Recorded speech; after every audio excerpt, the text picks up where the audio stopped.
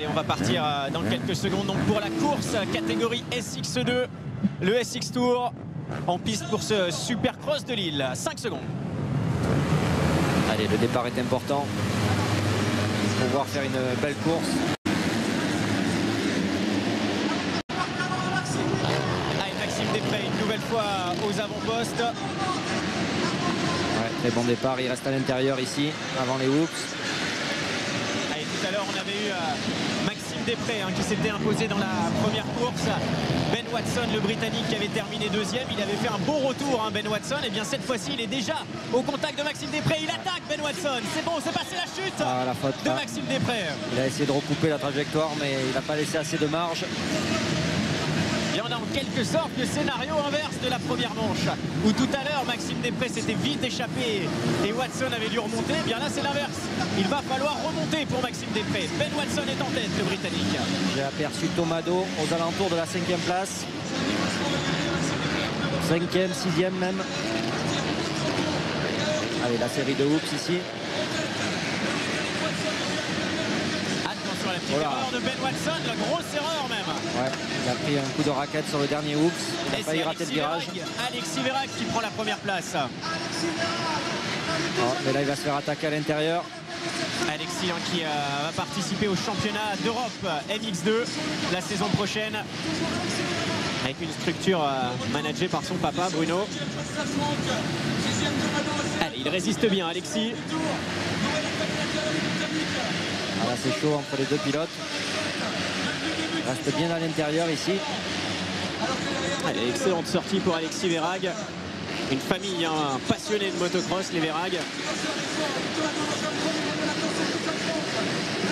Allez, l'avantage toujours pour Alexis, inquiété légèrement par Ben Watson qui lui a montré sa roue.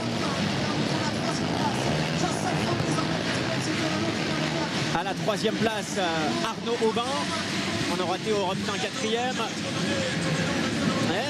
C'est Arnaud Aubin qui a perdu quelques places. Je Salfranc est 4e maintenant. On voit ici Arnaud Aubin en bataille avec Maxime Després. Le 6e Tomado juste derrière. Allez, le leader, c'est toujours Alexis Vérag qui fait une excellente course. Ouais, qui a l'air même de se détacher légèrement. Il arrive à prendre un peu d'air. Voilà, ça bouge dans les hoops. Alors, on peut peut-être expliquer techniquement pourquoi justement la machine va bouger, alors que si on regarde Eli Tomac tout à l'heure, c'est vraiment une trajectoire droite. Bon, alors déjà, les hoops sont beaucoup plus faciles à prendre avec une grosse moto, avec une 450, parce que le moteur est plus puissant, donc on arrive plus facilement à rester sur la crête des bosses. Et puis après, c'est aussi la vitesse de rentrée dans les hoops. Au plus on va vite, au plus on tape les bosses en fait sur le haut de la bosse, donc la moto a moins tendance à être à partir de travers en fait. Donc et ça, il faut beaucoup d'expérience pour arriver à rentrer dans les hoops qui sont quand même très hauts avec beaucoup de vitesse. Voilà, c'est l'une des difficultés les plus difficiles en Supercross, les hoops, Jean-Michel. Voilà, Ouais, c'est cette partie-là. C'est souvent là où on fait la différence, où on arrive à doubler. Et regardez qui est en train de revenir, c'est Maxime Després. Il est déjà 4e, Maxime. La Kawasaki numéro 141.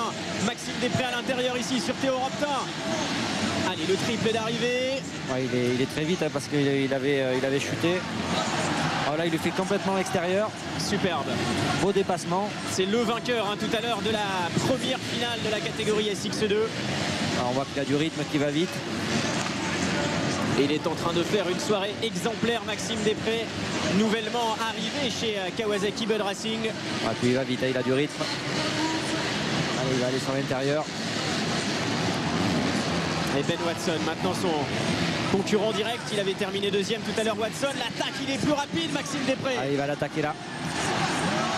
Oh, c'est beau, c'est ça le Supercross également. Regardez avec la finesse, attention ici. Ouais, court sur le triple. Il n'a pas pu faire l'enchaînement avant, mais il a quand même voulu sauter. Allez, Maxime Després qui est en train de remonter et de doubler 1 à 1 ses concurrents. Il reste 5 tours encore. Et il a devant lui Alexis Vérag. Ouais, il fait une remontée incroyable. Bah, il est parti totalement dernier. Ouais, incroyable. Comme quoi cette piste propose des possibilités de dépassement. Comme quoi, même si on part dernier et qu'on est plus rapide, on peut remonter. Ouais, puis là il reste 5 tours, il peut revenir encore. Il peut revenir sur la tête de course. Est-ce qu'il va être en mesure d'aller chercher Alexis Vérag? Est-ce qu'Alexis Vérag va remporter cette finale ici au Supercross de Lille? 3 secondes 5 d'écart au dernier pointage. Est-ce qu'il pourra reprendre les 3 secondes 5 en 4 tours? Beaucoup de questions. Voici Alexis Vérag avec la Kawasaki numéro 110, le leader pour l'instant de cette finale catégorie SX2. Et on le voit déjà arriver, Maxime Desprez.